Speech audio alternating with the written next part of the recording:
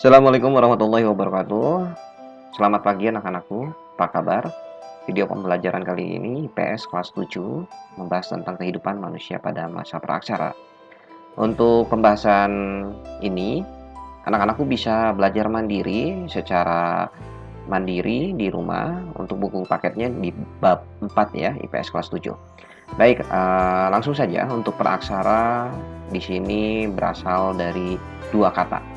Pertama, pra dan aksara. Untuk pra artinya sebelum dan aksara tulisan. Dengan demikian yang dimaksud dengan praaksara atau masa praaksara adalah masa sebelum manusia mengenal tulisan. Untuk mengetahui kehidupan manusia praaksara, ini terbagi menjadi dua periodisasi. Periodisasi secara geologis dan arkeologis. Untuk pembagian atau periodisasi secara geologis terbagi menjadi 4 zaman. Pertama, zaman Arkaikum, kedua zaman Paleozoikum, ketiga zaman Mesozoikum, keempat zaman Neozoikum. Lalu untuk periodisasi secara arkeologis dibagi menjadi dua. Pertama, batu atau zaman batu, kedua zaman logam. Nah, zaman batu ini terbagi menjadi tiga. Pertama, zaman batu Paleolitikum, Mesolitikum, dan Neolitikum. Nah, masyarakat atau manusia pada zaman praaksara sudah mengenal tradisi. Itu disebut dengan tradisi megalitik. Pertama, tradisinya menhir, dolmen, kubur peti, waruga, sarkofagus, punden berundak, dan patung. Baik, anak-anakku, kita coba bahas tentang pembahasan periodisasi secara geologis masuk ke zaman Arkaikum. Nah, ada yang sudah mengetahuinya? Zaman Arkaikum itu zaman apa? Zaman Arkaikum merupakan zaman tertua. Zaman ini berlangsung kira-kira sejak 2500 juta tahun yang lalu. Pada waktu itu, kulit bumi masih sangat panas sehingga belum terdapat kehidupan di atasnya. Setelah Arkaikum masuk zaman Paleozoikum, zaman kehidupan tua, berlangsung kira-kira sejak 340 juta tahun yang lalu. Zaman ini sudah ditandai dengan munculnya tanda-tanda kehidupan. Antara lain munculnya binatang-binatang kecil yang tidak bertulang punggung, berbagai jenis ikan, amfibi, dan reptil. Masuk ke zaman Mesozoikum. Kehidupan pertengahan berlangsung sejak kira-kira 140 juta tahun lalu. Pada masa ini, kehidupan di bumi makin berkembang. Binatang-binatang mencapai bentuk tubuh yang besar sekali.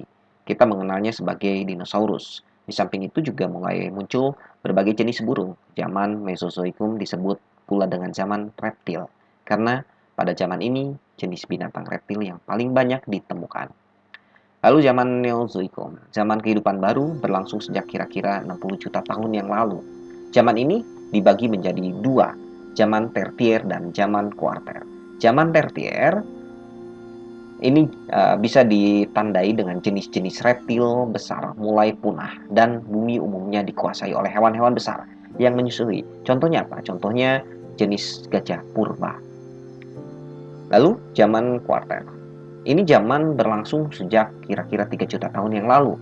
Zaman ini sangat penting bagi kita karena merupakan awal kehidupan manusia pertama kali di bumi.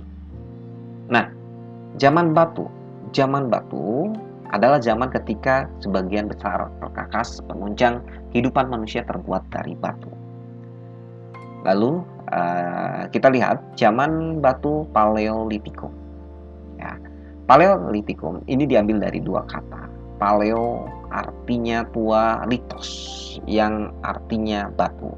Sehingga ini disebut dengan zaman batu. Diprediksi ini berlangsung kurang lebih 600.000 tahun silam. Kemudian manusia saat ini masih sangat sederhana. Hidupnya masih berpindah-pindah. Cirinya selain itu kebudayaannya banyak ditemukan di daerah Pacitan dan Ngandong, Jawa Timur.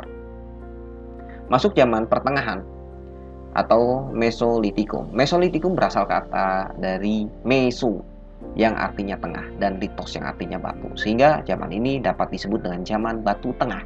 Pada zaman ini manusia sudah ada yang hidup menetap sehingga kebudayaan yang menjadi ciri dari zaman ini adalah kebudayaan kejok Mondinger, dan kebudayaan Apri-Saus-Roch. Nah, Kejoken Mondinger artinya adalah sampah dapur.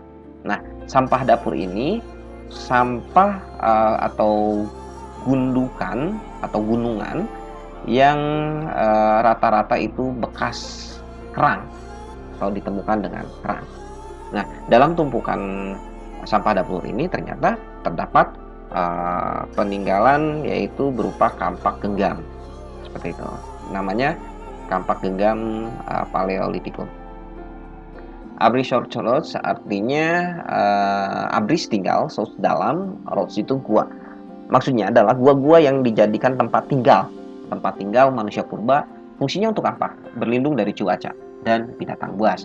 Nah, alat-alat yang ditemukan pada gua tersebut antara lain alat-alat batu seperti ujung panah, flakes, batu pipisan, serta alat-alat dari tulang dan tanduk rusa. Kebudayaan Abri-Saus-Roch ini banyak ditemukan misalnya di Besuki, Bojonegoro, juga di daerah Sulawesi Selatan. Zaman Neolitikum atau berasal dari neo yang artinya baru dan litos yang artinya batu. Nah, ini maksudnya zaman batu baru.